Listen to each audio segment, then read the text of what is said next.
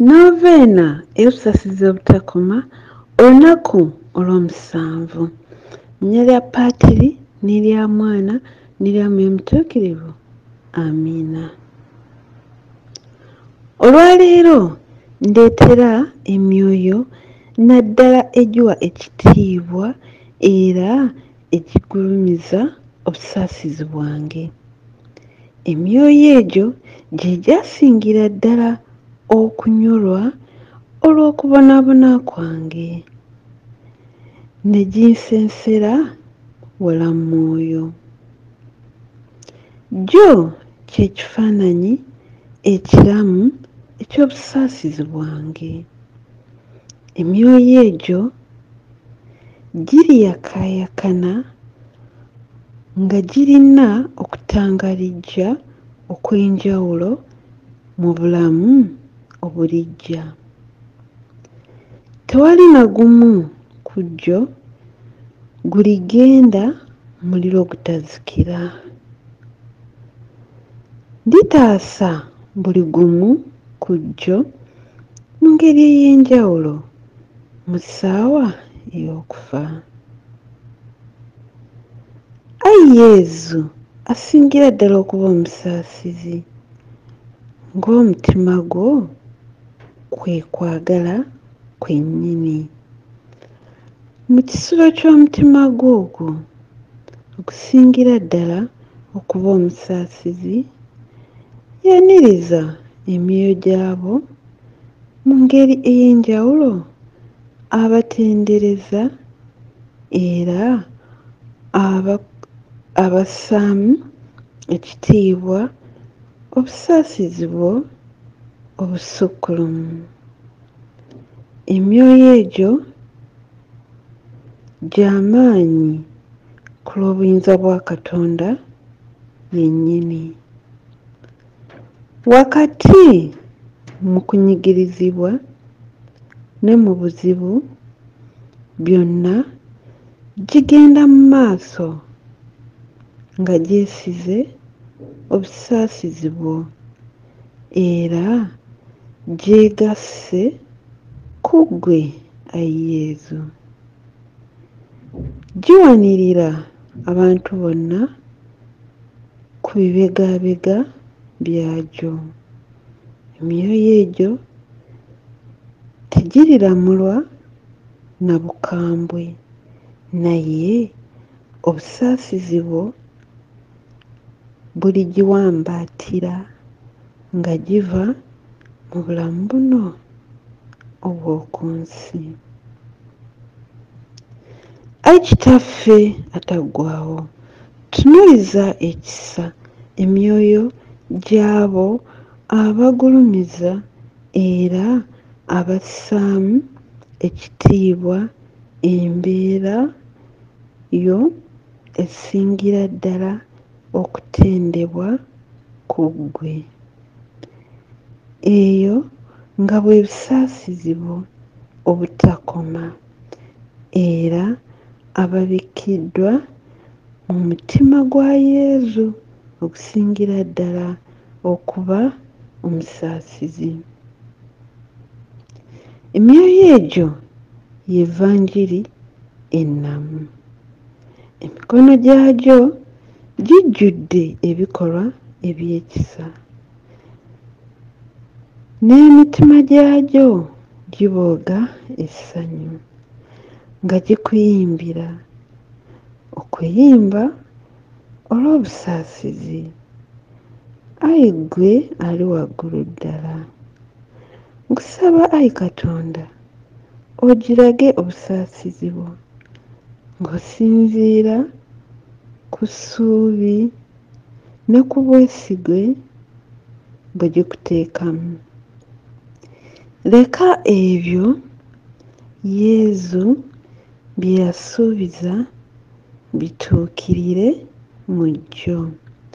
Yagamba nti mu bulamu bwabwe naye naddala mu kaseera ak'okufa talirekerera mwoyo gy'abo abassa ekitiibwa mu busaasizi bwe obutakoma. Ye yennyini alibataasa nga bw'ataasa ekitiibwa kye. Amiina. Ayi Yezu wafa, n'ensi y'obulamu n'efumbuka okugasa emyoyo, n'ennyanja y'obusaasizi n'eggulirwawo ensi yonna. Ayi oluzzi lw'obulamu, ekisa kya Katonda ekitakoma, wambaatira ensi yonna weemaliremu ddala, otubunduguleko ebirungi byo. Ayi omusaayi n'amazzi ebyafumbukuka nga biva mu mutima gwa Yezu ng'ensulo mu tubira obusaasizi, nkwesiga emirundi 3. Ayi omusaayi n'amazzi ebyafumbukuka nga biva mu mutima gwa Yezu ng'ensulo mu tubira obusaasizi, nkwesiga. Ayi omusaayi n'amazzi ebyafumbukuka nga biva mu mutima gwa Yezu ng'ensulo omutubira obusaasizi, nkwesiga. Ku mpeke 3 eza Mirembe Maria esooka, tusomako emu Kitaffe ali mu ggulu, Mirembe Maria emu, neezikiza Katonda omulundi gumu gumu. Kitaffe ali mu ggulu, erinnya littiibwa, obwakabaka bw'obuggye, byagala bikolebwe mu nsi nga bikolebwa mu ggulu. Tuwe emmere yaffe eya buli lunaku, otusonyiwe ebibi byaffe nga naffe tusonyiwa abatukola obubi, totutwala mu kukemebwa naye tulokole mu bubi. Amiina. Mirembe Maria, ojjudde enneema, Omukama ali naawe, oba omukisa mu bakazi bonna, neeza omwana w'endaayo naye wa mukisa. Maria omutuukirivu na Katonda, otusaabire ffe aboonoonyi, kankana mu kaseera ak'okufa kwaffe. Amiina. Nzikiriza Katonda Patri, aminza buli kantu, omutonzi w'eggulu n'ensi, ne Yezu Kristo omwana ali omu yekka, ye Mukama waffe, yali mu lubuto ku bw'Omwoyo Omutuukirivu, n'azaalibwa Bikira Maria, n'abonaabona ku mirembe gya Ponsiyo Piraato, n'akomerwa ku musaalaba, n'afa, n'aziikibwa, n'akka emagombe, olunaku olwokusatu n'azuukira mu bafu, n'alinnya mu ggulu, atudde ku ddyo ogwa Katonda Patri omulinzi wa buli kantu, alidda okulamula abantu abalamu n'abafu, obwakabaka bwe tebuliggwaawo. Nzikiriza Mwoyo Omutuukirivu n'Eklezia Katolika Omutukuvu, n'okussa ekimu kw'abatuukirivu, n'ekisonyiwa eky'ebibi, n'okuzuukira okw'emibiri, n'obulamu obutaggwaawo. Amiina. Ku mpeke eya Kitaffe ali mu ggulu, tusomawo essaala eno. Ayi Kitaffe ataggwaawo, nkuweereza omubiri n'omusaayi, omwoyo n'obwakatonda bw'omwana wo omwagalwa ennyo, Mukama waffe Yezu Kristo, okuddaabiriza olw'ebibi byaffe era n'eby'ensi yonna. Ku Mirembe Maria 10, empeke ezo ze tusomerako Mirembe Maria 10, tusomerako essaala eno, era naye tugisoma mirundi egyo gyennyini. Olw'okubeera okubonaabona okuyitirivu ennyo kwa Yezu, tukwatirwa ekisa awamu n'ensi yonna. Olw'okubeera okubonaabona okuyitirivu ennyo kwa Yezu, tukwatirwa ekisa awamu n'ensi yonna. Olw'okubeera okubonaabona okuyitirivu ennyo kwa Yezu, olw'okubeera okubonaabona okuyitirivu ennyo kwa Yezu, tukwatirwa ekisa awamu n'ensi yonna. Olw'okubeera okubonaabona okuyitirivu ennyo kwa Yezu, tukwatirwa ekisa awamu n'ensi yonna. Olw'okubeera okubonaabona okuyitirivu ennyo kwa Yezu, tukwatirwa ekisa awamu n'ensi yonna. Olw'okubeera okubonaabona okuyitirivu ennyo kwa Yezu, tukwatirwa ekisa awamu n'ensi yonna. Olw'okubeera okubonaabona okuyitirivu ennyo kwa Yezu, tukwatirwa ekisa awamu n'ensi yonna. Olw'okubeera okubonaabona okuyitirivu ennyo kwa Yezu, tukwatirwa ekisa awamu n'ensi yonna. Olw'okubeera okubonaabona okuyitirivu ennyo kwa Yezu, tukwatirwa ekisa awamu n'ensi yonna. olw'okubeera okubonaabona okuyita ebinnyo kwa yezu tukwatirwa ekisa awamu n'ensi yonna. Ayi kitaffe ataggwaawo, tukuweereza omubiri n'omusaayi omwoyo n'obwakatonda bw'omwana wo omwagalwa ennyo mukama yezu kristo okuddaabiriza olw'ebibi byaffe awamu n'eby'ensi yonna. Olw'okubeera okubonaabona okuyita ebinnyo kwa yezu tukwatirwa ekisa awamu n'ensi yonna. Olw'okubeera okubonaabona okuyita ebinnyo kwa yezu tukwatirwa ekisa awamu n'ensi yonna. Olw'okubeera okubonaabona okuyita ebinnyo kwa yezu tukwatirwa ekisa awamu n'ensi yonna. Olw'okubeera okubonaabona okuyita ebinnyo kwa yezu tukwatirwa ekisa awamu n'ensi yonna. Olw'okubeera okubonaabona okuyita ebinnyo kwa yezu tukwatirwa ekisa awamu n'ensi yonna. Olw'okubeera okubonaabona okuyita ebinnyo kwa yezu tukwatirwa ekisa awamu n'ensi yonna. Olw'okubeera okubonaabona okuyita ebinnyo kwa yezu tukwatirwa ekisa awamu n'ensi yonna. Olw'okubeera okubonaabona okuyita ebinnyo kwa yezu tukwatirwa ekisa awamu n'ensi yonna. Olw'okubeera okubonaabona okuyita ebinnyo kwa yezu tukwatirwa ekisa awamu n'ensi yonna. Olw'okubeera okubonaabona okuyita ebinnyo kwa yezu tukwatirwa ekisa awamu n'ensi yonna. Ayi kitaffe ataggwaawo, tukuweereza omubiri n'omusaayi omwoyo n'obwakatonda bw'omwana wo omwagalwa ennyo mukama waffe yezu kristo okuddaabiriza olw'ebibi byaffe wamu n'ebibi by'ensi yonna. Olw'okubeera okubonaabona okuyita ebinnyo kwa yezu tukwatirwa ekisa wamu n'ensi yonna. Olw'okubeera okubonaabona okuyita ebinnyo kwa yezu tukwatirwa ekisa wamu n'ensi yonna. Olw'okubeera okubonaabona okuyita ebinnyo kwa yezu tukwatirwa ekisa wamu n'ensi yonna. Olw'okubeera okubonaabona okuyita ebinnyo kwa yezu tukwatirwa ekisa wamu n'ensi yonna. Olw'okubeera okubonaabona okuyita ebinnyo kwa yezu tukwatirwa ekisa wamu n'ensi yonna.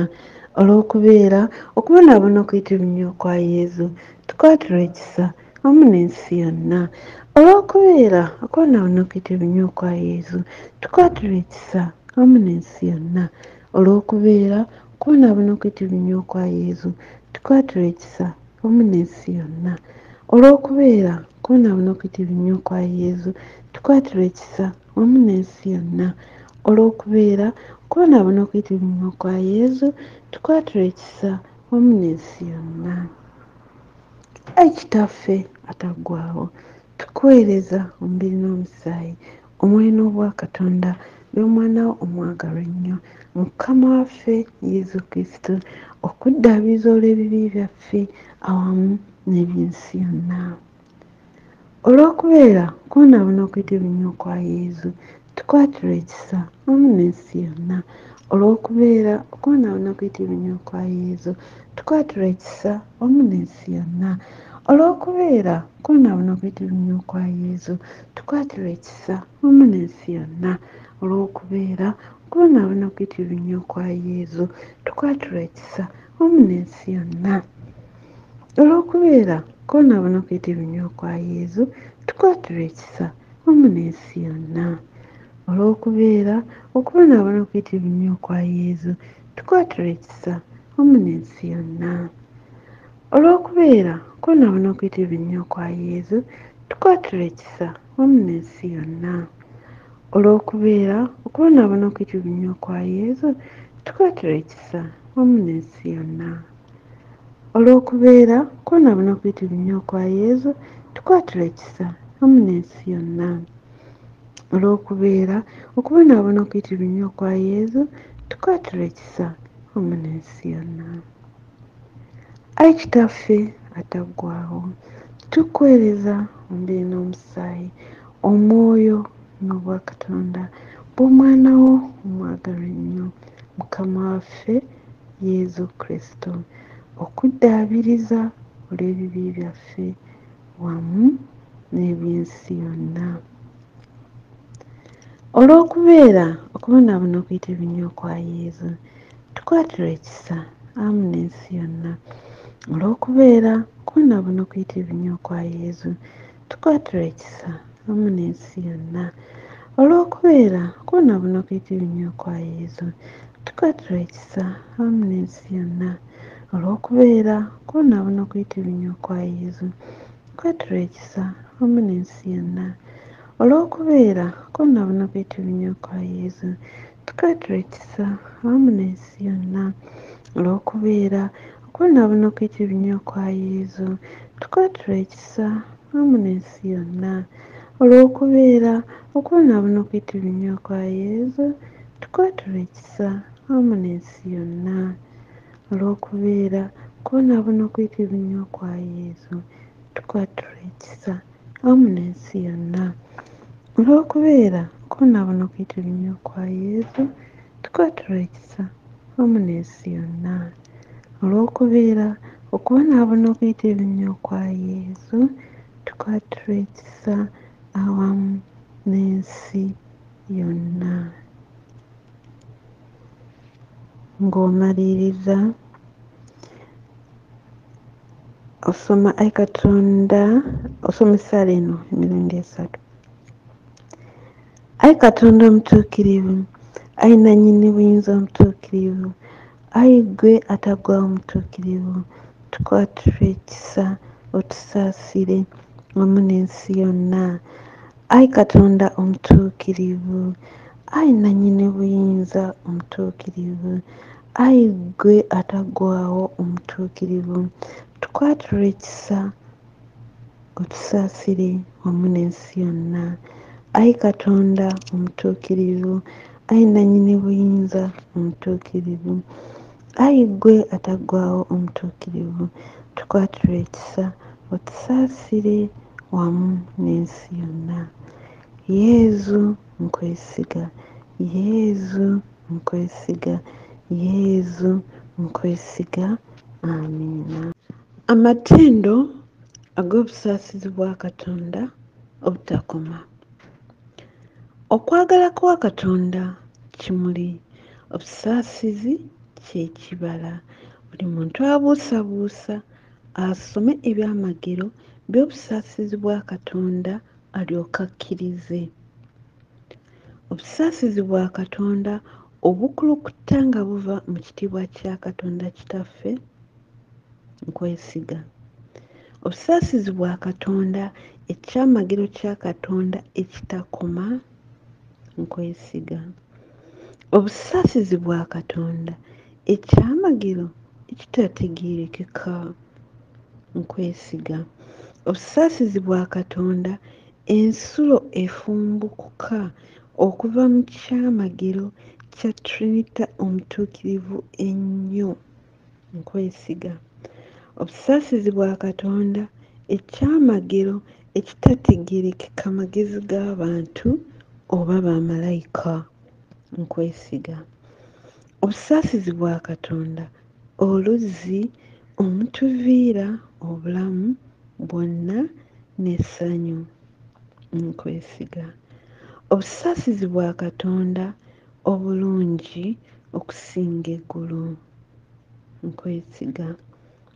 Obusaasizi bwa Katonda ensibuko y'ebyewuunyo n'ebyewuunyizibwa nkwesiga.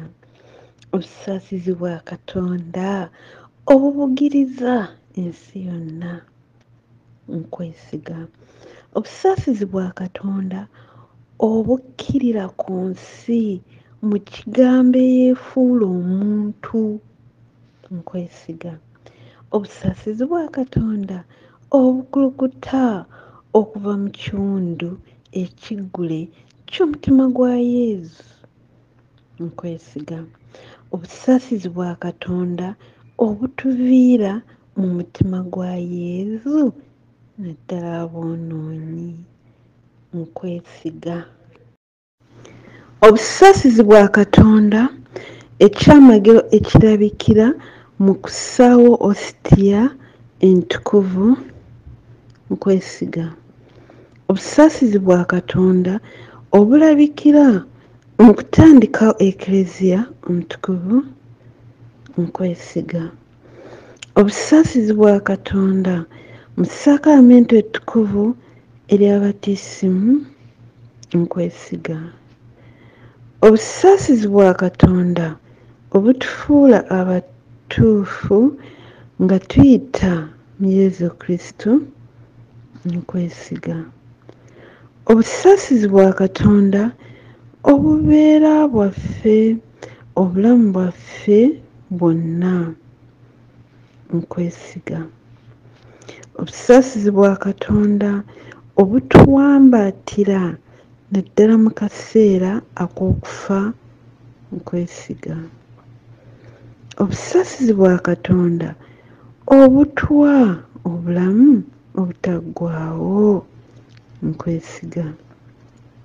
Obusaasizi bwa Katonda obubeera naffe mu buli kaseera k'obulamu bwaffe nkwesiga. Obusaasizi bwa Katonda obutuwonya omuliro ogutazikira nkwesiga. Obusaasizi bwa Katonda mu kukyusa aboonoonyi abakakanyavu nkwesiga. Obusaasizi bwa Katonda obwewuunyizibwa bwa malayika obutategeerekeka batuukirivu nkwesiga. Obusaasizi bwa Katonda obujjudde mu byewuunyo bya Katonda byonna nkwesiga. Obusaasizi bwa Katonda obutusitula ne tuva mu bunaku bwaffe bwonna nkwesiga. Obusaasizi bwa Katonda ensibuko y'essanyu n'okujegenya kwaffe nkwesiga. Obusaasizi bwa Katonda obutusobozesa okubaawo ne tutazikirira kuggwaawo nkwesiga. Obusaasizi bwa Katonda obuzingiramu emirimu gyonna Katonda gy'akola nkwesiga. Obusaasizi bwa Katonda engule y'emirimu gya Katonda gyonna nkwesiga. Obusaasizi bwa Katonda ffenna mwe tunnyikibwa nkwesiga. Obusaasizi bwa Katonda okuweerera okuwoomerevu okw'emitima egikaluubiriziddwa nkwesiga. Obusaasizi bwa Katonda essuubi lyokka ery'emitima egiterebuse nkwesiga. Obusaasizi bwa Katonda ekiwummulo ky'emitima n'emirembe awatali kutya nkwesiga. Obusaasizi bwa Katonda okusanyuka kw'emyoyo emitukuvu nkwesiga. Obusaasizi bwa Katonda obuzzaamu essuubi mu abo beriweddemu nkwesiga. Twegayirire.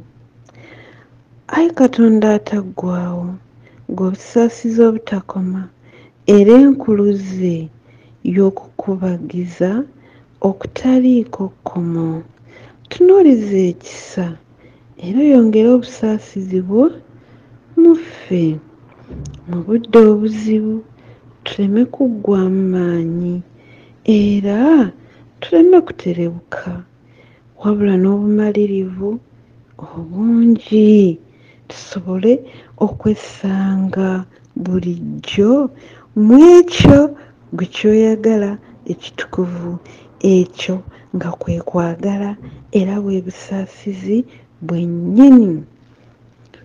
Tukikusaba nga tuyita mu Kristo Mukama waffe, Kabaka w'obusaasizi, oyo ng'ali wamu naawe ne Mwoyo Mutuukirivu atulaga obusaasizi emirembe n'emirembe. Amiina. Linnya lya Patri n'erya Mwana n'erya Mwoyo Mutuukirivu. Amiina. Yesu sigala naffe obudde bwonna. Linnya lya Patri n'erya Mwana n'erya Mwoyo Mutuukirivu. Amiina. Owooluganda, wewala okwekumira ku mukutu Mary Victor Catholic Collections YouTube channel. Kindly subscribe. Osayibwa n'obuwombeefu